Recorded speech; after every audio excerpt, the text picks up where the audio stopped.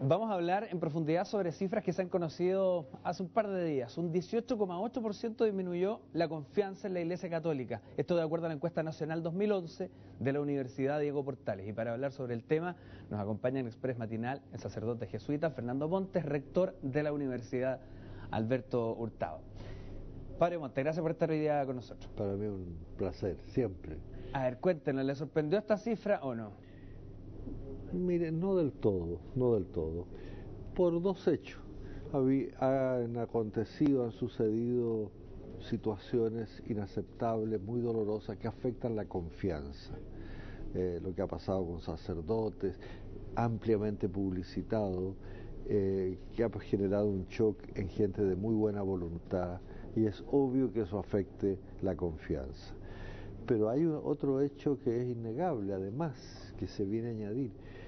En general, todas las instituciones bajan los niveles de confianza porque hay una puesta en duda de la institucionalidad existente. Y eso también afecta de algún modo a la Iglesia. Este fenómeno de los indignados. El fenómeno de los indignados, que es uno de los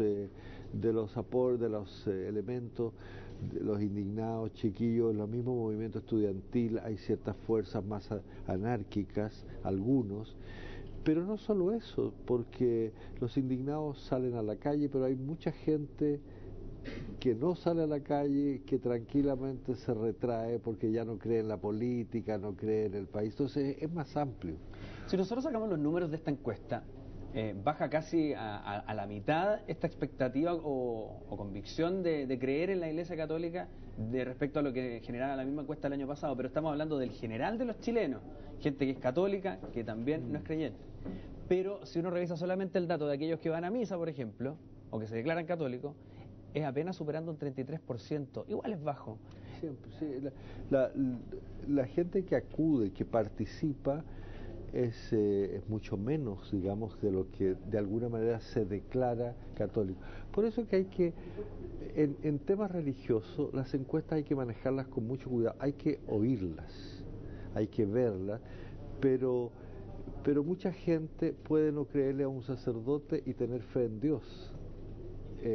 Y creer finalmente las enseñanzas. Dices, resulta que este sacerdote no me da confianza para expresarme, de modo que ahí puede haber dos cifras distintas, de gente creyente y gente que no cree al sacerdote.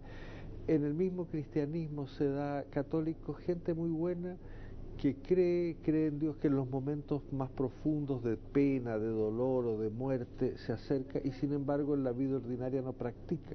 Pero esta situación, por ejemplo, de poder ser, voy a usar el término cristiano, poder ser un buen cristiano sin necesariamente declarar fe por alguna religión.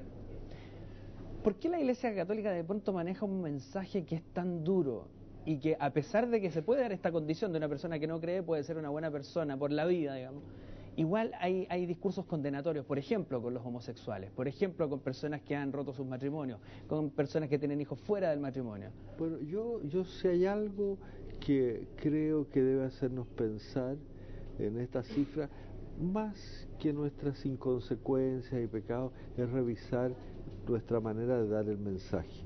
Un mensaje se da no solo por su contenido, que hay que mantenerlo, que hay que cuidarlo, pero tiene que ser inteligible y tiene que poder llegar a las personas. Y si hay algo que yo creo que es de la esencia de la Iglesia, es que ella está para salvar a los que más sufren, para acercarse a los solitarios, a los marginados, y no siempre hemos dado en ese clavo. A veces mucha gente cree que la Iglesia está para, entre comillas, decir la verdad. Y digo yo la verdad y que se vaya el que quiera. Yo creo que no es la actitud de Jesucristo. Jesucristo primariamente la gente más débil, los más pobres, los más solos, los que más lloran, un cierto consuelo y apoyo. Y en ese sentido yo creo que lo que nos acontece es una oportunidad de revisar un lenguaje que a mí me duele mucho lo que tú dices. Una iglesia percibida como castigadora y rígida.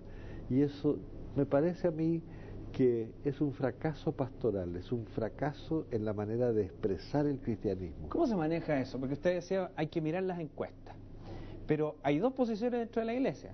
Lo que señala usted, el discurso amigable para poder llegar a decir lo que uno realmente quiere decir, que llegue a puerto en el fondo. Pero también está ese discurso de esto no es una institución democrática, no tiene por qué serlo, aquí hay una verdad que está en las escrituras. Sí. Y da lo mismo como uno lo dice. ¿Cómo se maneja ahí? Cuando además es una institución tan compleja donde hay juegos de poder también. A ver, yo estoy convencido de que la Iglesia fracasaría rotundamente si está cambiando diariamente al son del PeopleMet, de las encuestas, porque nosotros creo que hay algo muy de fondo, pero yo tengo que mirar las encuestas, tenerla en cuenta no por el fondo del mensaje, sino para ver si llega mi mensaje, si yo tengo que de alguna manera, siendo fiel a la palabra, buscar la manera que el muchacho homosexual sienta que la Iglesia realmente no lo rechaza. Entonces, no es cambiar un mensaje, yo tengo que revisar el cómo comprendo. Porque aquí hay algo muy importante. Usted me dice, yo tengo este mensaje, sin embargo el mensaje lo entiendo yo como Fernando Montes, tú lo puedes entender de otra manera, la persona del siglo pasado lo entendía de una manera, yo lo entiendo aquí en Chile y no en Perú. Yo veo siempre un lado de las cosas. Yo necesito que otros me digan, ¿sabe qué más? Esa misma cosa tiene otro lado. Y eso yo creo que tenemos que aprenderlo muy de fondo.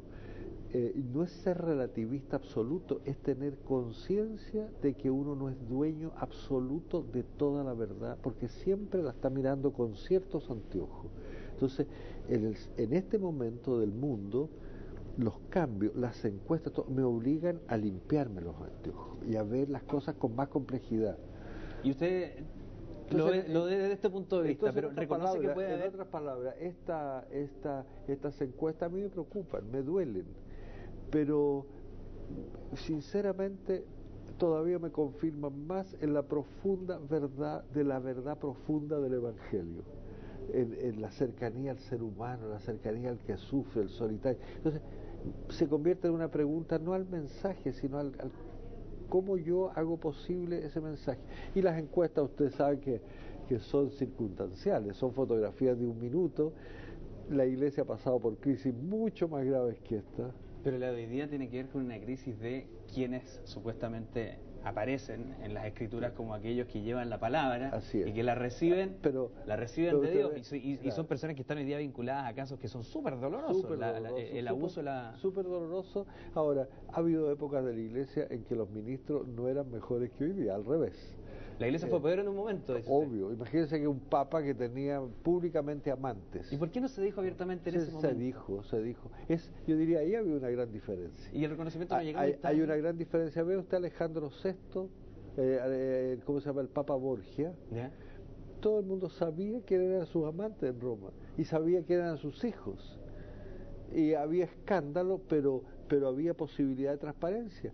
Entonces, yo creo que lo que hoy día nosotros hemos ganado mucho en la Iglesia. Si usted ve de los primeros procesos a los últimos que se han presentado, mucho más rapidez, mucho más transparencia, y yo espero que con esto nos permita más rápidamente buscar las soluciones. Y en otras cosas que hemos aprendido también, es que no solo yo como sacerdote soy anuncio del Evangelio, sino todo cristiano. Y a veces el cristiano laico puede llegar a lugares donde yo no puedo llegar. Entonces nos habíamos concentrado demasiado en un sacerdocio sacralizado, al cual prácticamente era un ser inhumano, perfecto, y somos igualmente débiles y a lo mejor más, por lo menos más responsables que otros. Para agregarse por esta idea acá. Muchas gracias.